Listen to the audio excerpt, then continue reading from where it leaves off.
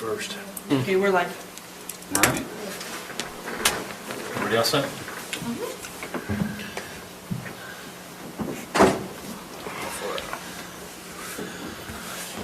Okay, good evening, everyone. Welcome to the Planning Commission meeting tonight. I'm glad you're here. We're going to start with a word of prayer from Member Little, and then if you would, please rise and join me in the Pledge of Allegiance. Our dear kind Heavenly Father, we thank Thee for this opportunity we can meet together. Thankful for this time we have to serve the community, and pray that we can serve them in the best interest of them and all those who are involved and around here. We pray, Father, for always Thy guidance and direction, and thank Thee for the wonderful community that we live in. Thankful for the people that are here, and grateful for the opportunities we have to work together, and may we do so and according to Thy plan, according to Thy will, and say these things in the name of Jesus Christ. Amen. Amen.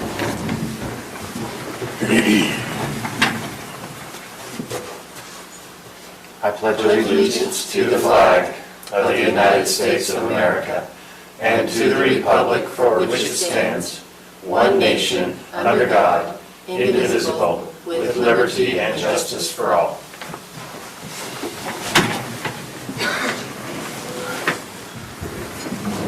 Okay, everyone's had a chance to look at the agenda. Any alterations? If not, we're ready for a motion. So moved. Second. Motion to approve the agenda in a second. All those in favor? Aye. Any conflicts of interest from any members of the Planning Commission for anything on the agenda tonight? Having seen none, we're going to move on to a period of public comment. I'm assuming since you're sitting together, you're probably here for one issue. There's a period of public comment because there's 3 public hearings for each item on the agenda, specifically items 6, 7, and 8. There'll be an opportunity there for public hearing. You'll have an opportunity to talk then. It's kind of an official public hearing. So what we don't always have public hearings, so we open it up for a public comment if the public wants to talk about anything else that's not on the agenda or anything that's not associated with a public hearing. So if you had a question about our work session later for lot width, now would be the time to have a discussion about that. So we'll open up the public hearing. Nobody's rushing to the podium, so I'm going to say that nobody wants to talk at public hearing. So we'll move out of public hearing. The public comment. Excuse me. Thank you. Public comment. Thank you very much. You went to the trouble of explaining it. I know I did. Yeah. Fail. At the very last minute. No. So public comment. We're going to move in and out of public comment. Nobody has any specific public comment. So we'll move on to item number 6, our legislative discussion.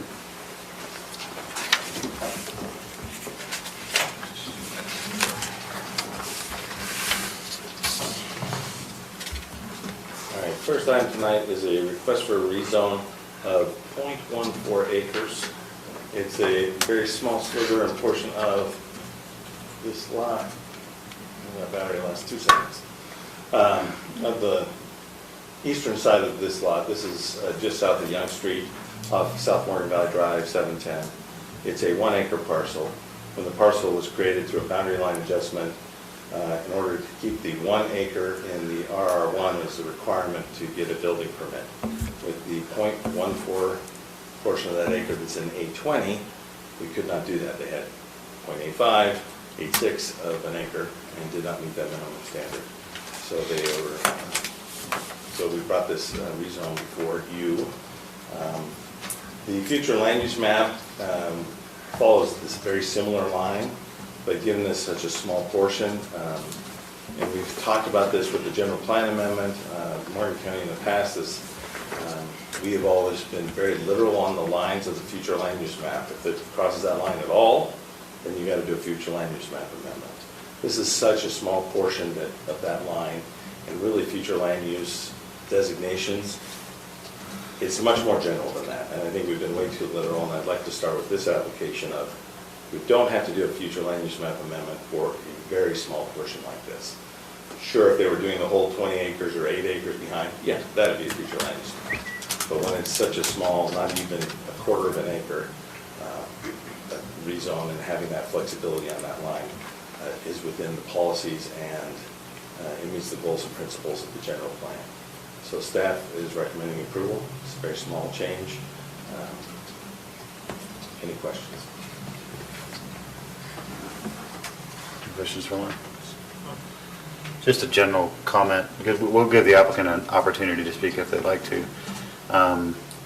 But just a general comment, I think we need to look into defining this zone with the legal definition rather than a picture on a map, because we're doing this because there's a little bit of green, and it kind of widens and goes, you know what I mean? It looks like somebody took a highlighter or a magic marker or something and it bled over, you know, rather than saying it's from the center of the road this far back and we're done. You know, the applicant has to come here and do this. And we can save that for a discussion later, but we got perfect timing because we've got a general plan coming up, and maybe there's something, I don't know, but we'll talk about it a little bit later on. But I just wanted to say that for the applicant's benefit, that we see what's happening, we see how this might be frustrating, so. I don't have any other comments on that. Any discussion on it? Someone want to make a motion, or sorry, does the applicant want to talk? You're welcome to. Sure. I'm Janessa Brown. My husband Billy is working at the hospital, so he's going to be here, but we just bought this lot. It's my grandmother's old house built in the 1800s, and it's probably time it comes down. We're not planning to build this gigantic house, just one residential home, and we just hope that you can see that Alliance, like you said, is very neighboring, and there's no definite ordinance or feet measurements that we have the 200 feet of frontage, but we don't have a definite foot of how far back from the line of the road, and so we feel like that would be a much improvement from this map as well. But I'm here if anybody has questions for me. Okay. Any questions for the applicant? No? Thank you. Appreciate it. Okay, so, yeah, yes, absolutely. My parents were longtime residents of Morgan. I'm sure that you all remember Canton Empty Ridge. And my grandfather owned the house prior to that. And I know that this probably doesn't carry a lot of weight, but I do know that the intent that we have is that this piece of property stays in our family, and we know that this was what our parents would have wanted, and it's always been their acre of ground that their home was set on. And I would hope that that would come into some consideration with the council, that they were longtime residents, and it has been in the county for many, many years, and we hope that that carries a little bit of weight. Thank you. Thank you. Ma'am, your name for the record, if you would? Julie Rich. Thank you. I appreciate it. Okay, if there's no discussion, should we take a motion to go into public hearing? So moved. Second. All those in favor? Aye. Okay, so we're now in public hearing for the same thing.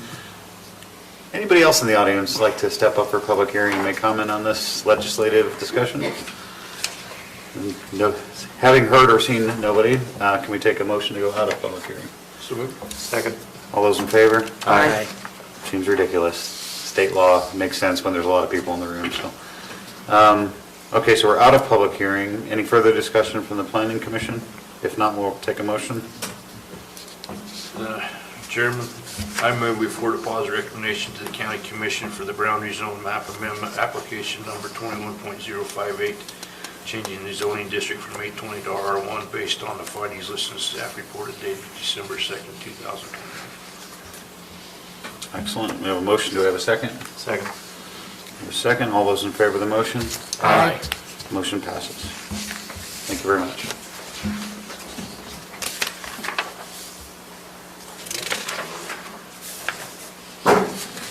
Yeah, you're welcome to stay the rest of the night.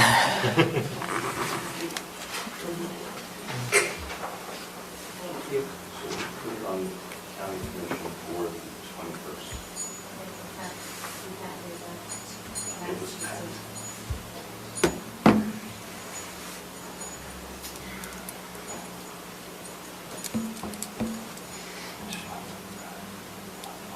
item number 7 on our agenda.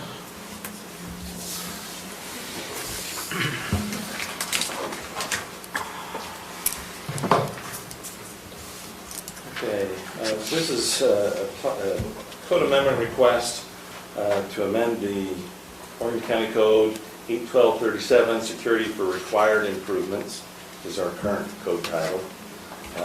In 2020, the Utah State Legislature changed state law to require that each county have at least 2 forms of completion assurance available to a developer.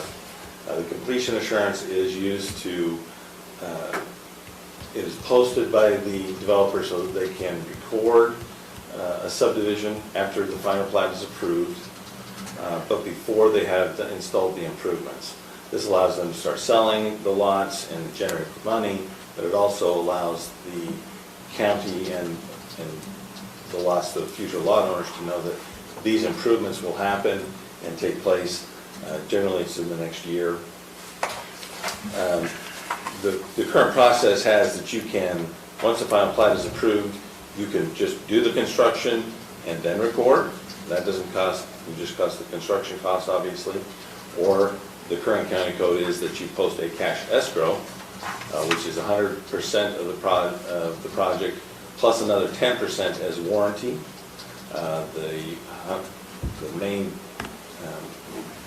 once the improvements are complete, you can get all the 10% back. The 10% stays with the county until it passes a 1-year warranty period. And at that end of that warranty period, if everything's in place, then you get back that 10%. It's just to make sure everything holds up. Because we are required by the state code to do that, and I'll just say that the reason Morgan County had that cash escrow requirement is after the 2007-8 crash, recession, there was a lot of bonds that were out there and they were very difficult to get to finish the subdivisions, a lot of bankruptcies and a lot of challenges. So Morgan County at the time, it's my understanding, just said, look, we're going to do cash escrow, that way we've got the money if we have to go on and do that. It's been okay, but as we get to larger projects, that number for cash escrow can grow quite large. And the developer essentially has to put up the cash escrow of 100% plus the actual construction, so it's costing them twice, and state code change requires them to have another option.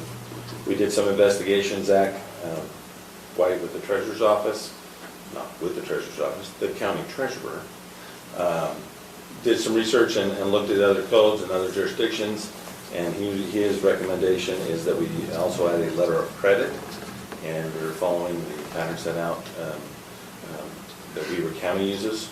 Simple, straightforward, it's kind of tested. We also looked into bonds. Mark Miller, who's the county engineer,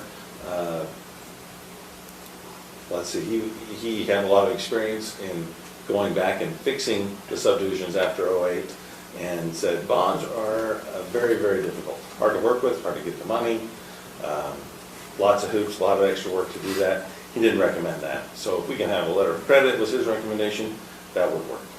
The third option that we've added into the code, or recommending for you tonight, is that through an interlocal agreement with a special improvement district, a special improvement may be used to, I'm just going to read the language, if the completion, may be used if the completion insurance is stated to be directly payable to Morgan County as its co-obligee with the special improvement district. This would allow a developer to put money with a special improvement district, say a water district. They're going to be doing $1 million water line, rather than putting $1 million with the district and $1 million with the county. The county and the district can both be assured that can both have access to that money to complete it. If the district did not complete the improvements, the county would be able to go in and use that money to complete the improvements. So almost have two entities, same pot of money though, and that would have to be drafted up in there. That would be more beneficial to a developer that owned the special improvement district.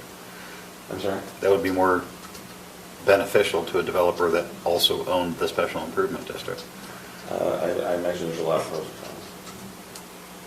cons. The other code amendment that we have in here is Because they would have to pay twice otherwise, you would think, right? Well, yeah, it stops them from paying twice. It allows them to Yeah. count. We're posting assurance with this entity.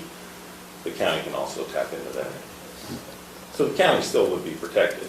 Right. There's no change there. It's just how the mechanisms we would be available to us,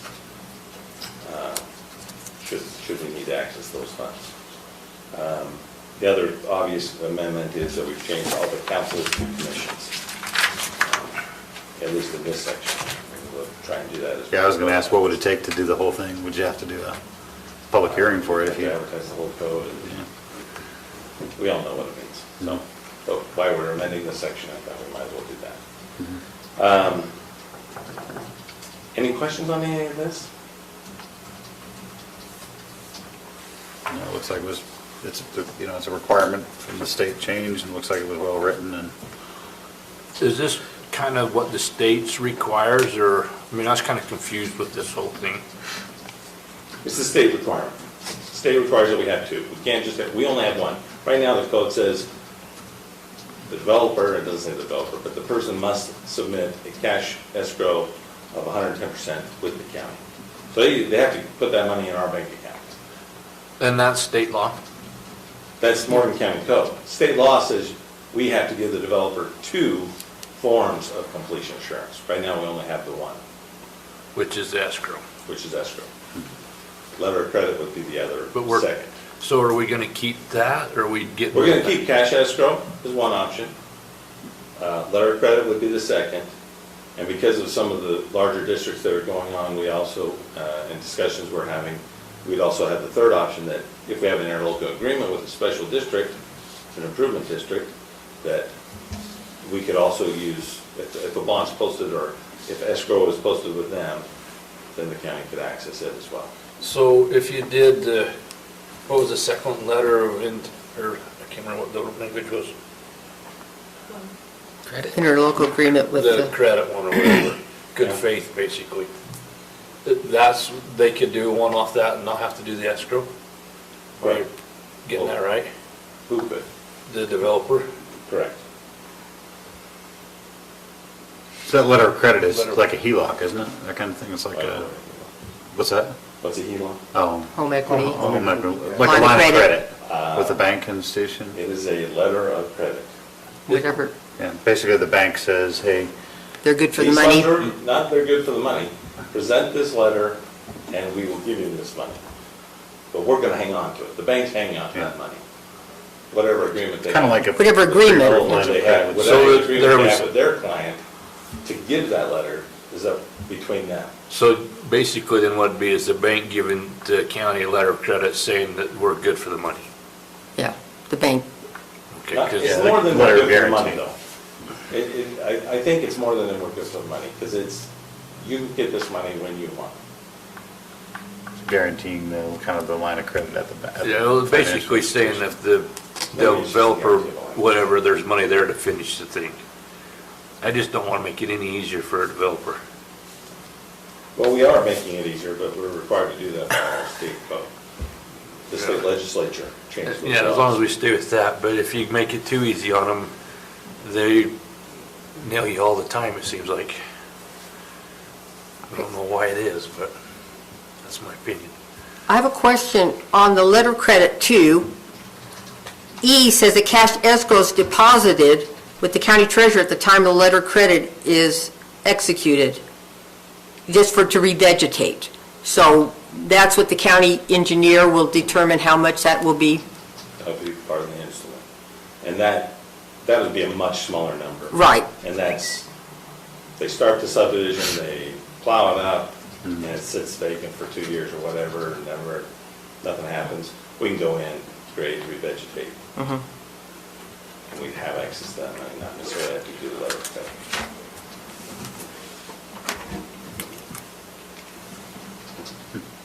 I have two corrections on here.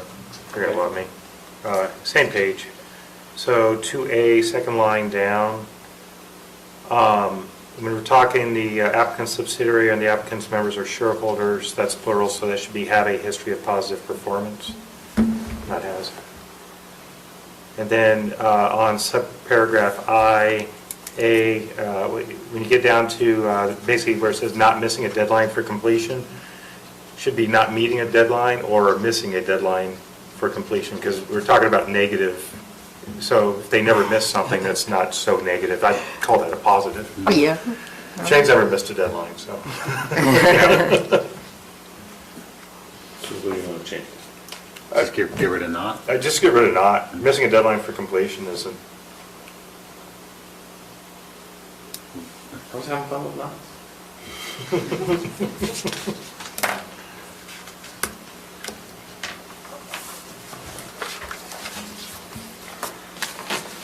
15 more. Anything else?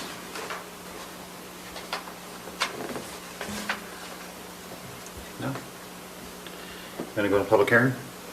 So moved. Second. All those in favor? Aye. So at this time, we'd like to move into public hearing for item number 7 on our agenda. Having no one? Okay. We will take a motion to go out of public hearing. So moved. Second. All those in favor? Aye. Okay, we're now out of public hearing again. Any further discussion on this or questions for staff? If not, Mr. you Chairman? know what's next. Yeah. Mr. Chairman, I move that the Planning Commission recommend approval to the County Commission to approve the revision of Morgan County Code Section 8-12-37 to amend the completion assurance options required subdivision improvements based on the text listed in the staff report dated December 2nd, 2021, with the 2 grammatical corrections that were previously discussed. We have a motion. Do we have a second? I'll second it. A second over here. All those in favor? Aye. Motion passes. Item number 8.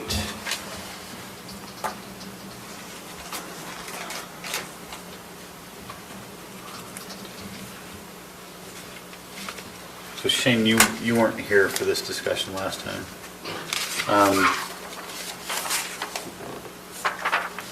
I want to steal Lance's introduction, but No, please the, don't. Steal it. 2 meetings in a row, we had a couple of home occupation applications that seemed like they probably shouldn't have came to us. They probably could have been staff. So I think collectively, we asked staff, hey, why don't you take a look at this? And they brought it to us last meeting, but it raised some questions. We're trying to figure out a way how we could make it perfect so that Not a gray area. yeah, so it's not a gray area. So we actually had quite a bit of discussion on it, and the outcome was what's in the staff report.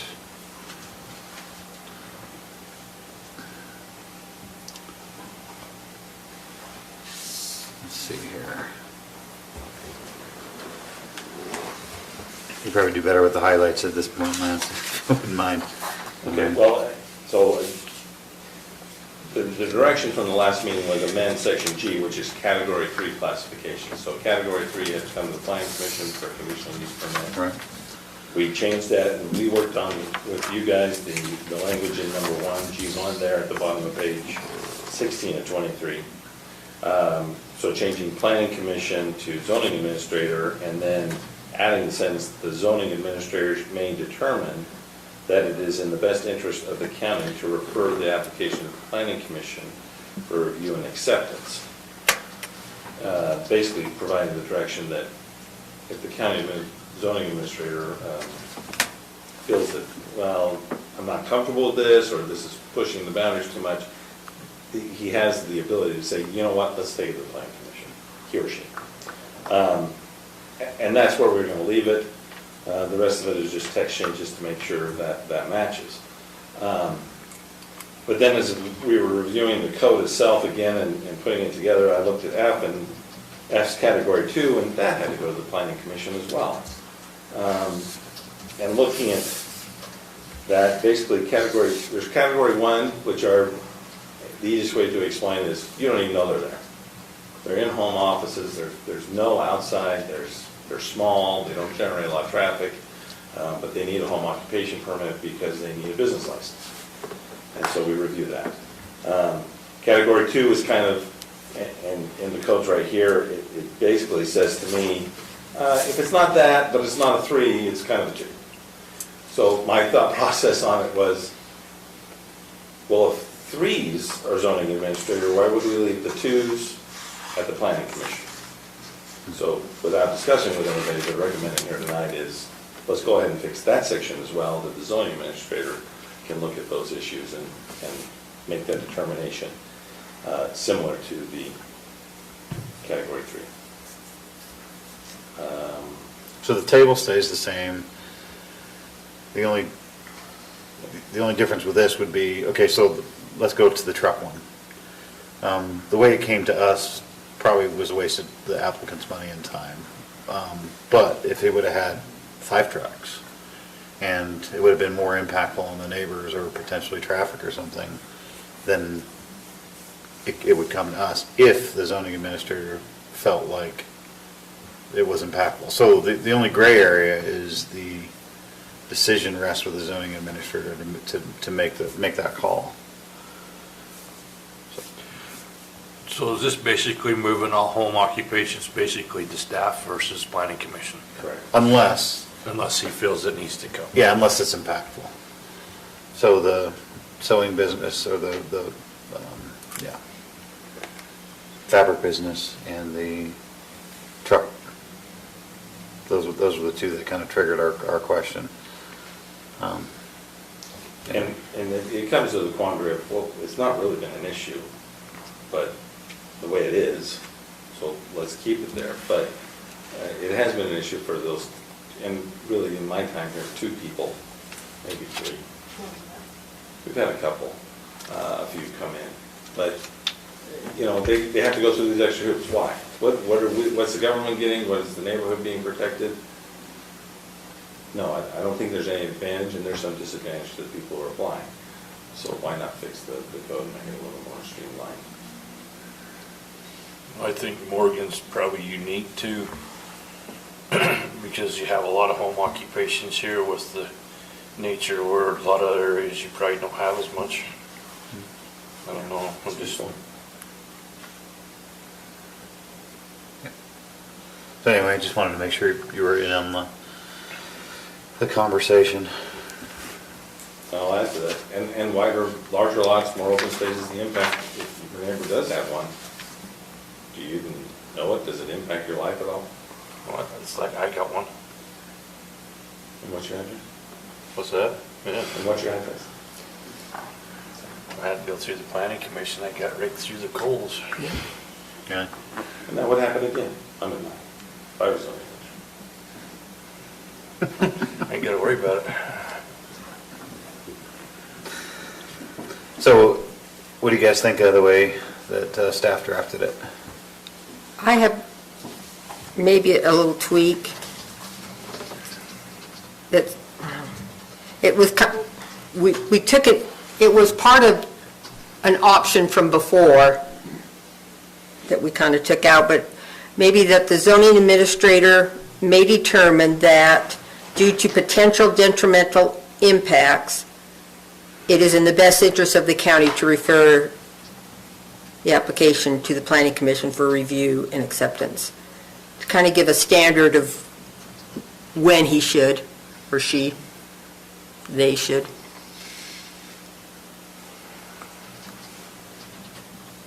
That kind of Or replaced. maybe detrimental or adverse due to potential adverse impacts, I don't know what word would, So you're proposing after zoning administrator is able to may make a determine finding. that. I'm sorry, G1, G... Excuse me, a G1. Okay, you're on G. The zoning, it's in bold there. The zoning administrator may determine that due to potential adverse impacts, it is, it is in the best interest of the county to refer the application to the planning commission,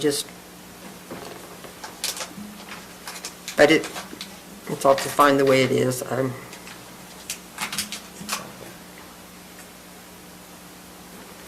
me see how you've got that worded. Well, I have adverse probably more than detrimental. I don't know. So G1, G1, and And the or. same would have to apply to F1 as well. right. I was down on G. Um, 'Cause, yeah, I was dealing with the class 3, but yeah, the same. Oh, okay, gotcha. So it was, instead of, on page 2, instead of it saying the zoning administrator may determine that it is in the best interest of the county, you're proposing we insert language right after county? Best interest of the county, Now, that may determine that, well, I don't know where to put it in, but due to adverse detrimental impacts, it is in, comma, it is in the best interest of the county, or, oh, I see. So move it before. So the zoning administrator, you want to just read the whole new Yeah. proposed sentence? yeah, the zoning administrator may determine that due to adverse detrimental impacts, it is in the best interest of the county to refer the application to the planning commission for review and acceptance. But So the shift would be if there's adverse impacts, which is, right. Do we make it potential adverse impact? Potential, oh, I thought I had potential. I did it one time. You did Yeah, the first time. I did the first time, second time I didn't. Yes, potential. so the proposal would be to insert potential adverse impact into G1, and then would it be the same for F? Let's see, where would it,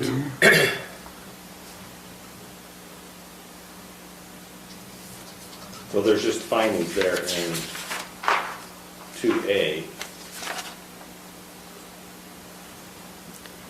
and that, I think, I kind of left that one alone because of all those Oh, I see, yeah. because- findings. It already kind of spells out when it, So for 2, you got a list of things. For 3, it's adverse impact. Right? so, yeah, potential, yeah. Potential adverse impact.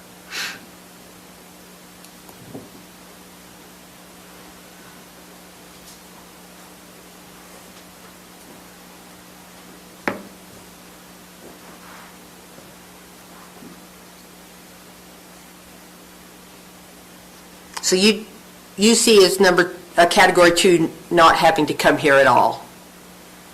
Just the category 3s? Right.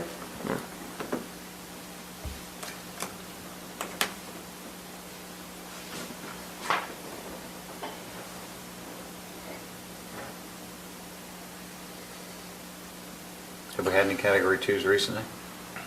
Not to my knowledge. Not in the time I've been working here, I've never done a category 2.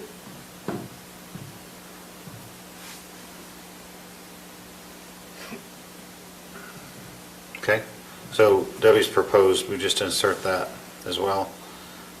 What discussion or questions do we have with staff's proposal as is with the addition of Debbie's recommendation? Any questions?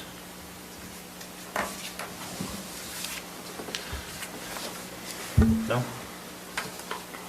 Okay. I Can I don't. ask a question? I'll allow it. Just looking at the definitions of adverse and detrimental, it seems like the same word. Yeah. So adverse, I said one or the The other. harmful, potential harmful and harmful. No, I was saying one or the other word, not Oh, you're saying both. one- Okay, I thought you were saying adverse. Oh, no, just Well, which one do you want? Adverse. adverse, better, there you go. Thank you. Do you have it, the verbiage the way she's proposing it? Potential adverse impacts. Right? Yeah. Oh, any further questions or discussion on that then? Okay. If anybody's ready for a motion on this then. Public Oh, hearing. public hearing, a motion to go into public hearing. That's okay. And a second? Second. All those in favor? Aye. We're now in public hearing for item number 8 on our agenda tonight. If anybody has any comments, we welcome the public to step forward now. We have somebody at the microphone. It's just a paragraph like that. Sir, state your name. Having heard none, we have a motion to go out of public hearing. So moved. Second. All those in favor of the motion? Aye. Motion passes. We're now out of public hearing for item number 8 on the agenda. Does anybody have any further discussion? If not, we'll have a motion. Mr. Chairman, Yes, sir. I move that the Planning Commission recommend approval to the County Commission to approve the revision of Morgan County Code Section 8-6-15 to amend the review and approval process for Category 2 and 3 home occupations based on the text listed in the staff report dated December 2nd, 2021, with the one correction for paragraph G1, so that the last sentence read, "The zoning administrator may determine that due to potential adverse impacts, it is in the best interests of," and so on. Okay, we have a motion with the additional and so on. We have a second on that motion? I'll second it. We have a second? All those in favor of the motion? Aye. Any opposed? Motion passes. Now the work begins. Well, it does not. It says work session, so, Good point. We need a happy session. okay. We discussed our last meeting, the request by the county commission to modify the lot width requirement for RR1 and larger lots, zones. The issue being that the R1, for example, is 200 feet, is the frontage requirement. The frontage requirement on an R1 lot is 200 feet. The lot width requirement is also 200 feet. So that means that they have to have 200 feet of frontage, it has to stay at least that wide to the front setback, and then also at the rear setback, whichever is smaller. So at least one of them has to be 200 feet. When you're talking lots that are 1 acre or larger in size by minimum, and you have lots that are required to have at least 200 feet of frontage, the others go up to 330 and higher, it seems, well, the comment from the county commission was, what are we gaining by doing this? On smaller subdivision lots, and the reason it's not being proposed on anything smaller than 1 acre, is you do need to have that to ensure that they're a reasonable size and they're buildable lots. That's why we landed on this. The discussion at the last meeting was that there was some uncomfort with changing it and how much to change it. We discussed the different criteria about their county codes, or what other counties do, and what options we could pursue. Whether that was changing it to 70% of the lot width or something like that. But also, it was brought up by Commissioner Wilson that what about the wellhead protection zone, which is a 100-foot radius circle around the well so that there's no animal feedlots or any detrimental impacts to the well. We have to have at least that big, of course that's 200 feet. And as we discussed, and that is already in the code, that we need to have wellhead protection, needs to be on the lot. So that's the question before us. You all asked for us to come back and discuss it further, and we're here.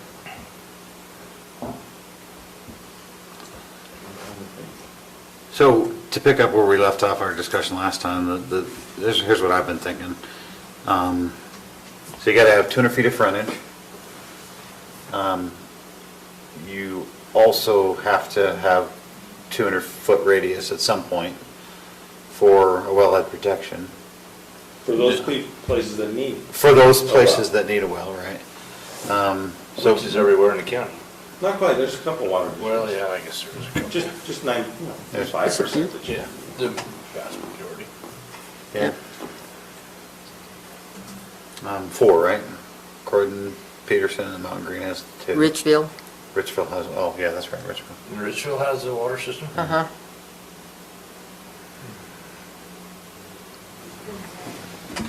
In-home, What's that? in-home. There's probably 6 or 7 water districts.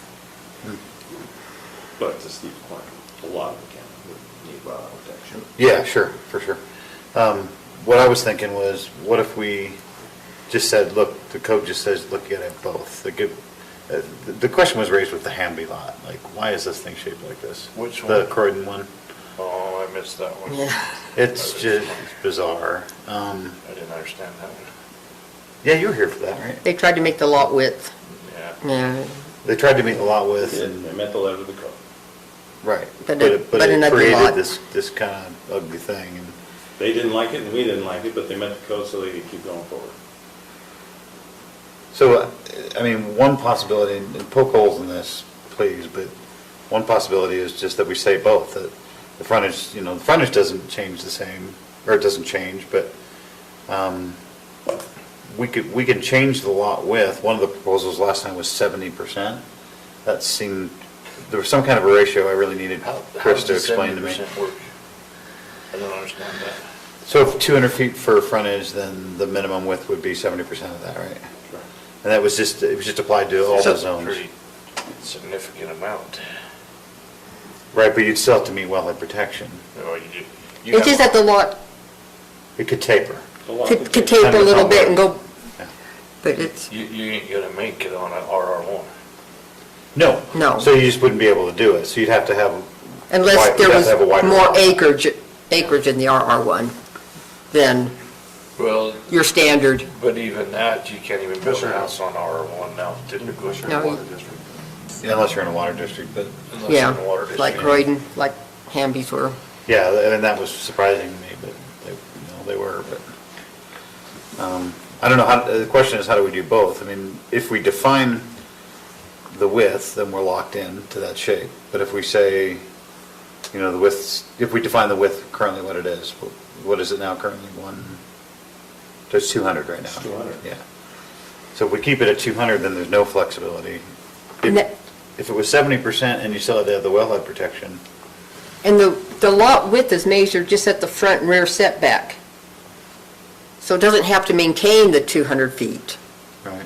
It's just that the setbacks have to be the same as the frontage. But even that, if you're not staying somewhat that as you're going back, you're not gonna meet it. Right. Then wouldn't you be can't able- do it. Then you just couldn't do it. It's not a buildable lot if you need a well.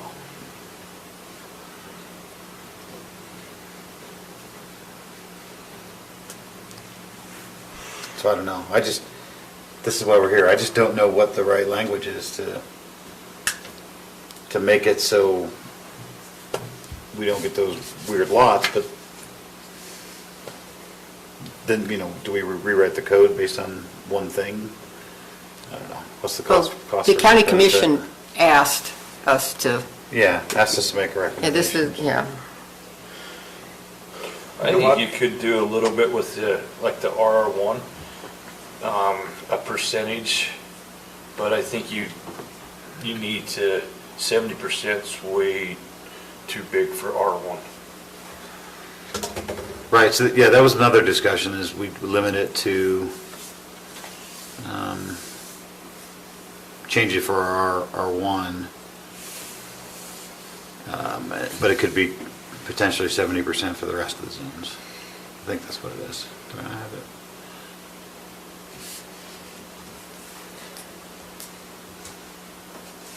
Where did the Yeah, there it is. 70% come from? It's the Hamby subdivision, their original proposal would have met that. And it was just because they had kind of a triangular shaped parcel that they wanted to split into two lots. And because of that tapering, I don't know, It would just allow for a 60-foot taper on that lot, yeah. right? You could go, But you'd still have a minimum of 140. Still a decent width, still can get a house on it, but it would give some flexibility. So on page 18, it gives you at 70%, what it would look like for the zones. Minimum lot width would be 140, 175, 231, et cetera. But if it was, what I'm just thinking is, well, if we said 70% and while still maintaining wellhead radius, then it's like, I don't know, gotta figure it out. You know, 140 is pretty low, but if you have to still maintain that wellhead radius, then you're not really gonna be able to change the lot anyway. So 70% makes it be 140 on the frontage? No, the frontage still have to be the Yeah, 200. 200 on the frontage, but the minimum lot width would have to be 70%. If at the front setback, it can, Of the frontage, 70% of the frontage. just Which for would the be- width, not the front, the which would be frontage doesn't 140 change. feet. I'm lost. So, right now, the code says you gotta have 200 feet of frontage in R1 and Right. 200 feet of minimum lot width. What the proposal is that we change it to say at least 70% of the frontage. So that makes the minimum, so 70% of 200 would be 140, so it would make the minimum lot width 140 for R1. So is the intent of the See, that 70%, Seems backwards to me. is the intent of the 70%, because what it's saying is 70% of the frontage, so let's say I'm RR1 and I've got 300 feet of frontage. So does that mean the width has to be 210? You or could does have it a lot to like be- that. Are you going to still say, because the way this is written, it says the width must be at least 70% of the frontage. It doesn't say the minimum frontage, it just says the frontage. So like if an individual lot came in, it No, would... we mean the minimum frontage. Okay. Yeah, good. That's a good catch. Oh, you do mean the minimum frontage? Yeah. So the frontage would change, okay. All right, Whatever so that I was minimum- reading it wrong too. Whatever the frontage, minimum frontage requirement is for that zone, it's 70% of that, Oh, yeah. So not that's the why I frontage of the lot. So you could have- The smallest frontage could be 140 on it, or. No, No, it would stay 200. no, the frontage, not width. Oh, no, frontage is still 200. The frontage has to stay 200, but the minimum lot width it could be But that, see, the 70%. width must be at least 70% of the frontage. Right, so Right. we're talking width, the interior of the lot. But that's Width. what that says to me. The discussion was, and maybe this will help me, the discussion was that, look, in the RR1 zone, we have 200 feet of frontage required, and it has to be at least an acre. Do we also need to say it needs 200 feet of lot width? Measured at the front and rear setbacks. So Staff? you're basically saying it's got to stay square all the way back? Yeah, you're forcing it to stay square. What does the county gain by that? If I have a unique shaped parcel, and the Hamby's a good example, it's a triangular shaped parcel, and the numbers didn't work. They dropped, the lot frontage, or the minimum lot width, it tapered a fair amount because of the triangular shape of the lots. But we've had the frontage requirement, we had the area requirement, then we also need to restrict and take away the flexibility by having the 200 feet width. Staff's recommending that, look, if we drop that by 30%, we still have a minimum lot width, but we also allow for some flexibility for some of these weird properties, that you got a canal on one side, the road on the other, there's all sorts of them all over the county. And we just allow for a little bit of flexibility. They still have to have an acre. They still have to have 200 feet of frontage. They're And the not well gonna has- have that much frontage. And the well has to fit on it. And Wellhead. we're gonna make sure that it's in the code now, but we'll make sure that the wellhead protection zone is also now. It just gives them a little more flexibility. But even that, I mean, the wellhead's not going to matter because that's Weaver Morgan that's going to issue that one, right? Correct. But it's in our code. But it's in our code so that we approve a lot that's actually going to be buildable for someone to buy, rather than wait to buy a lot and they find out they don't have enough Width. width on their lot for that 100-foot radius. So this is what the Hamby's ended up with. They ended up with this 200-foot frontage, and then they had to maintain it so far back, and then they jammed the lot down like this. Right, so if Well, it even was- worse than that, but yeah, it's it was even weird. Even worse than that. It was weird. Maybe, What this would do, it would allow kind of the lot to taper down like that, Yeah. because you don't have to have that kind of minimum lot width jutting out like that. At the 30-foot setback. Yeah, at the 30-foot setback. That's why we were thinking is, well, if we made it 70%, then you could at least slope some of these lots, but you still gotta get that 100-foot radius in there too, you know, so it really just depends on the, And maybe can you pull it up? Lance could bring in both of them, the one, It's absurd. it's upsetting, we don't want to look at it again. Well, that's, I don't care. No, so you can see, It's hard to get our head wrapped around, that's why we were trying to think, you know, we hate to open up code just to, Well, I mean, depending on how the road bends around, right? You pick up your frontage because it's not a straight line, right? So you're picking up, so I mean, you could have a, right, you know, I mean, I understand what you're saying there. I just was confused on how the width and the frontage was working. no, the frontage will stay the same, yeah, we don't want to change frontage, we just that'll keep the want to change minimum spacing. width in order to add some flexibility into shaping a lot. That's When we're reasonable. saying, when we're saying minimum width, we're saying minimum width at the 30-foot setback only, or throughout the whole lot? At the 30-foot setback, well, Well, right now, yeah. lot width is measured at the setbacks. Only at the so setback. Unless we change that, that's what it would mean. Where does it say that? Is it, I guess that's what I'm trying Is to, it- Where does it say that in the code? because almost if you're gonna do this, that needs to be worded in this. Look at this lot here. He's pulled it up, Yeah. Yeah. But what I'm, No, that's not it. Oh. That's how it would have looked. That's what Yeah. they wanted to You do. see That's this, what it see wa- this thing here? but see, what I'm getting confused with is where's the 140 at? So if you're saying the 140 is the setback of the house, then maybe that needs to be worded in here. No, it's just The saying definition of where we measure lot. So we do, it's in with the definition. Yeah. of lot width. Lot width is measured as. See, and that's always kind of one of my things. I hate having to go here, then go to here to figure out what it is. Well, that's, maybe set it in with the table, It's absurd. It is. Well, lot width, move it, Pokemon. so it's all in one place. so another Yeah. aspect of. I just think it's confusing, you know, I have to, this is what it is, but I gotta go here to find out what this means here. Right, okay, yeah. Well, the whole code's that way though. I know, and that's, Well, I'm just saying, I hear what you're saying. We could write it in there.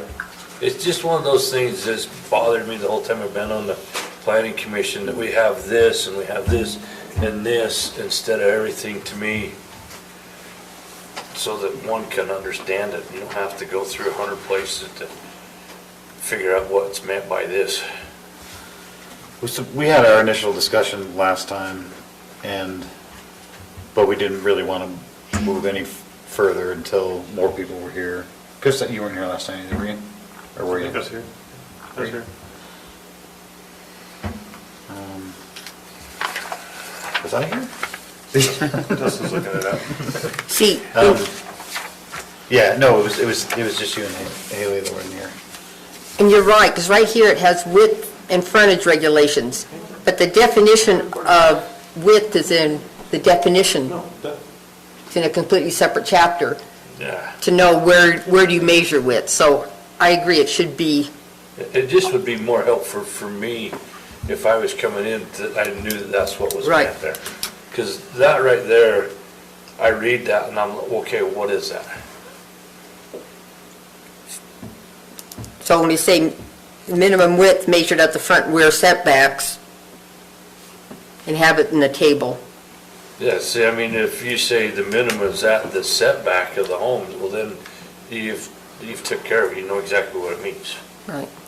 That's where you measure width. Yeah. Well, if we're trying to make this as user-friendly as possible for ourselves as citizens, then I mean, and for like So- Lance and those, they're a little bit more familiar with how it all works because, you know, you're doing it, but anybody that coming in, unless they're gonna sit there and read through it all, and you help them, I know, but it would just be, I just think, if I'm reading something, I would just rather read it and know what it is versus having to go to 30 places to find what Yeah. Sure. it's meant. no, it's good input, and the reason we're having this discussion again tonight is we didn't want to have it with, not with, we wanted as much input from everybody as possible. So the next step is we're going to have the discussion again. It'll have to go to public hearing, and we'll have to have this discussion again. But does it, are we on the right track, at least with what we got here? General consensus? Yeah. Well, before I just want to, I mean, I think I hear what you're saying, and I think we can add simply to this sentence, this table, one more sentence that says. See the table. width- The width is measured at the front and the At rear front, setback, right. whatever is smaller. Yes. And we could even say, see definition section. If you See, want. and I would even be fine with that if you put here, Sure. you know, see this so that they know. Where to look, You know, yeah. it's just something so that there's clarification what is meant by that. And then the other thing we could add into this is, and I would add a whole new line that's, must meet wellhead protection must be contained completely on the lot, which is also in section 812, whatever. As So- well as wellhead protection orders. Yes, and That's what I meant, see, wellhead protection. You'd have to also meet wellhead protection. So you'd have to meet wellhead protection, which was Steve's big concern last meeting. And then we can add this in, and it's pretty clear. But the county commission's direction was, we need more flexibility. We've got a code, a requirement that doesn't help us do anything, and it hurts people, and takes away flexibility. Are you okay with that, reducing the lot width?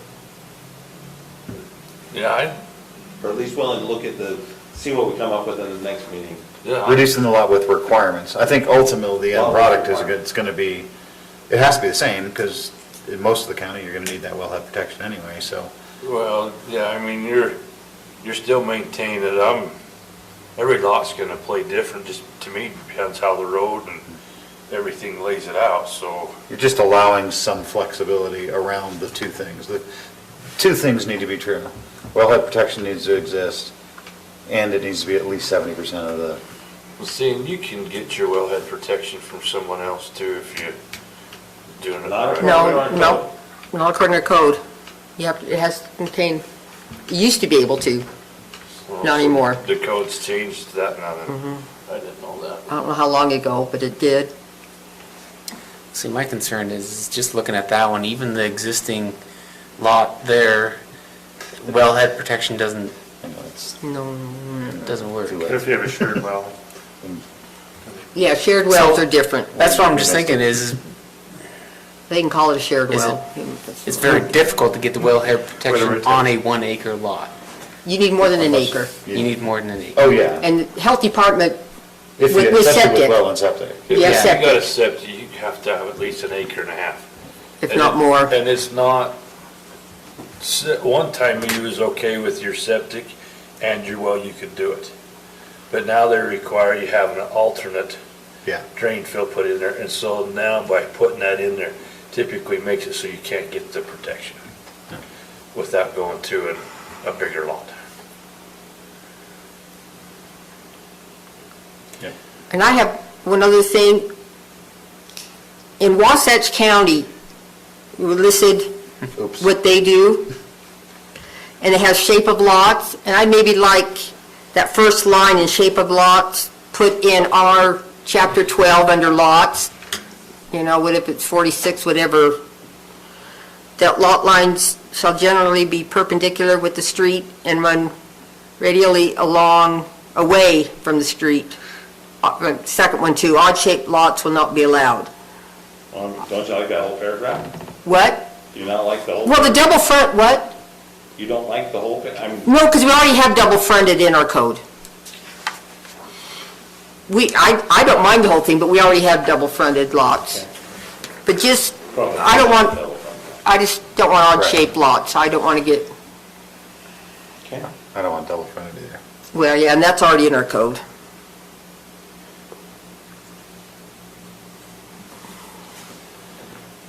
I just pulled this up because this is the original Hamby lot, only 140 feet at the 30-foot front setback here.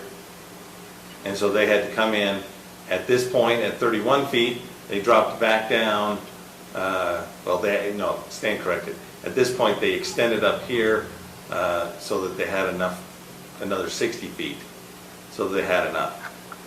That lot looked way worse, and then they had to just come back down and zigzag around, and it got really narrow in here to meet the 1 acre minimum lot. On the other side, So yeah. it got really crazy and really not, they didn't like it, we didn't like it, yet it was what the code required and it met the code. So, And sometimes parcels shouldn't be subdivided, or can't be subdivided. Not shouldn't, can't. Or it's ugly when you do. Yeah, I heard. and again, it is just one example, but if there's an opportunity to fix it, we should take advantage of that. Yeah, it's worth the discussion. It's part of what we're here to do is plan and clean up the code. Can't find the right one. Well, we're not here to make a decision tonight anyway. Do you think we have enough to take away to come back? I think I can draft, based on what we've heard here, put together a draft for you guys to look at and have a public hearing and make any modifications from there. So I just got one more thing. And it's with the well, and this is just another topic that bugs me with it. You know, you take a 1 acre lot, and to maintain your 100-foot protection, basically you gotta put the well right in the middle. So it makes You can't miss. What's that? And you can't miss, it has to be in the middle of a 200 foot. You can't miss. Yeah. Well, who's to say that the stream's right there in the middle of your lot? It's, I know. You know, so you're making someone come up and drill a well right in the middle of the lot. That's not our code, though. That's, Well, it's our code. Well, that's what they're It's our saying. code It is and our code, Gary. well, that it has to be I mean, it's contained. not our decision to do that. What we're saying in our code is we gotta make sure they meet Weaver Morgan requirements. Well, Weaver Morgan's requirements is 100-foot protection. Uh-huh. Lance is saying our code says that that protection has to be on your lot. No, Weaver says it has to be on your lot too Yeah, now. I think it was Weaver. Yep. That's their, Since when?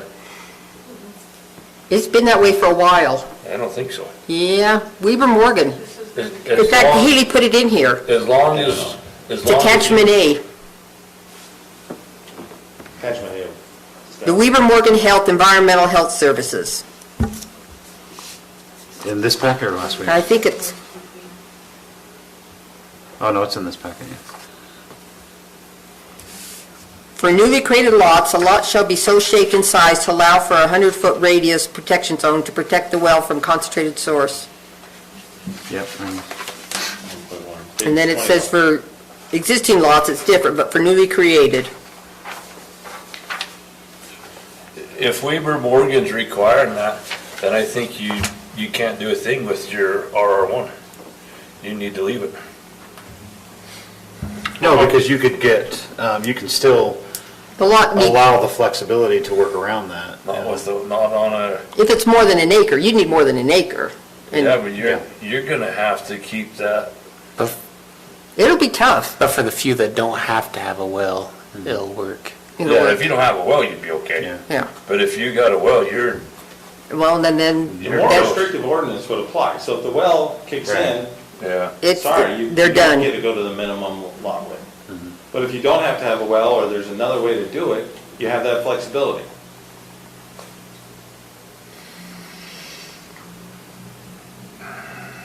Yeah, we're not trying to say we want our lots to be shaped 140 feet or 70%. We're saying, without that flexibility, we get an ugly baby. It's really up to the, if we had the flexibility, you could at least try and make it work. So, just thinking, if you say at the frontage width, I mean, you could still get yourself in a bad spot, depending on what that angle is coming. Do we need to maybe adjust it to the rear setback? It's both, It's whichever is smaller so, by code definition, so Whichever one is 100, whichever one is 70%.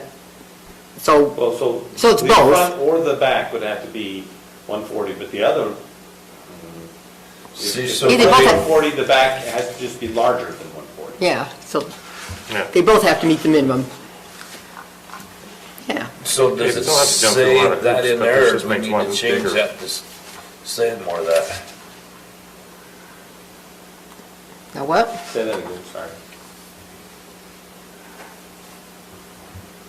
What was that? Could you repeat what you said? Well, I'm just making sure that it's clear that someone understands what that means, that it doesn't mean just the front setback of your house. Yeah, they both have to meet the minimum. So I don't, it could probably be worded different, measured at both. And the front and rear have to meet that minimum, Yeah. and not whichever is smaller, because, Because I guess just what I'm thinking, someone can come in and say, oh, I meet it at the front, but I don't meet it at the back because my lot has a big thing. yeah. You know, then you're into a, Yeah, but then that's where staff would be able to correct it and apply the definitions appropriately. But Shane's just saying, make it clear from Sure. get-go from the that's what I'm layman. thinking. Yeah, I hate the lawyer terminology that you gotta go The get a weasel lawyer to word, come yeah, and, weasel words. yeah, write it so the regular human can understand what you're saying.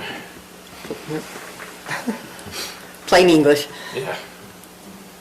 It's like all those things that you agree to online, 50,000 words, you know, like, Yeah, or whatever. yeah, click. I just think people appreciate when they can read something and understand what it means. I agree. Okay, so you got enough to move forward. Awesome. I think we made some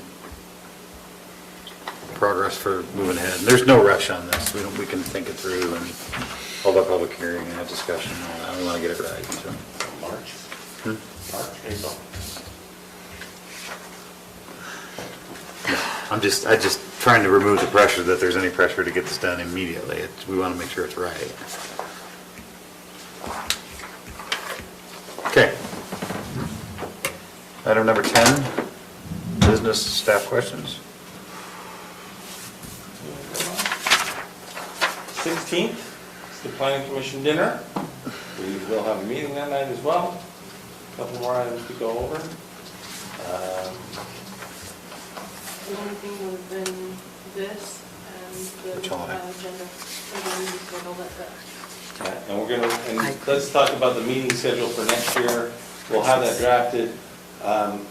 Did everybody like how we did it this year in November, where we moved it up So the first. to the first and third instead of keeping it just Yeah, one we're- meeting on the It's confusing. I just want, Well, we maybe move first and third all the time, I don't know. But then you run into the 4th I and missed 4th the of one July week. and, Well, Okay. and really the problem with the first and the third is now you've doubled up the county commission and the planning commission on the same week. yeah, for you guys, it affects you, and Well, I I'm okay understand. as long as I get And it that's back just a up. lot of work to get Yeah. done. Right, To prep yeah. for those If you meetings. don't. It's nice to have them spread out a little bit. 'Cause it can't- I don't think it mattered too much this year. I don't think we gained anything by doing that. I know that it fouled me up, but that's just, There's something to having it, you know which week it is. We ended up canceling the first meeting of the month anyway. which helped me because I wasn't gonna be able to make this. But maybe if you know, yeah, I wonder if you ought to just leave it the way we've had it. And then if you have enough information or stuff coming on, say, you know, come like October or something, then I think you got time to adjust and say, how can we change? or a special meeting, sometimes there's like 5, there's 5 Thursdays that you can utilize that 5th Thursday. I mean, there might be enough that, like the Thanksgiving weekend, you say, oh, we only got 1 or 2 items, it's not a big deal to push it to the December meeting. Or you could say, oh, we got enough coming in, could we change and, I don't know, whatever works. I'll do whatever you want, I don't care. It doesn't matter to me. I'm just asking.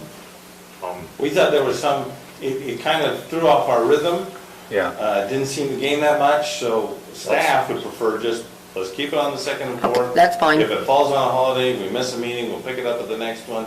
If there's really a special meeting we need to hold, we can do it. Call a special meeting, yeah. And all you gotta do is be able to post it in time to do it, right?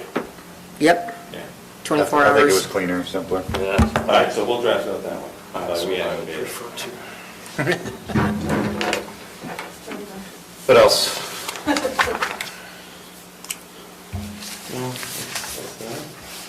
The end of the year, people trying to tie up plaques and get things done, so that's good. You'll be working hard on that. Okay. Anything hot and heavy in January? Out of the gate? We'll hit the general plan for in January, hopefully, better. And so we'll start those discussions up again.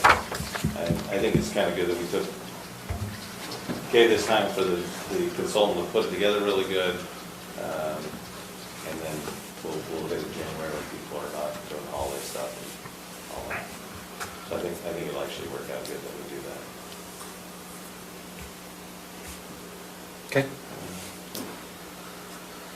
All right. There's no other questions we can ask if you've received everybody's input? I have. Excellent. Excellent. Thanks for all the hard work we all put into that. So with that, we'll take a motion and a second. Second. Who's seconded? Motion to approve the November 18th minutes. All those in favor? Aye. I abstain, I wasn't here, unless you No, want me to no, vote. so moved, we're done. Oh, so moved. Second. All those in favor? We already did the minutes. Any opposed? Any discussion? He's missed too Good for many me. meetings. Yeah, I won't miss my motion.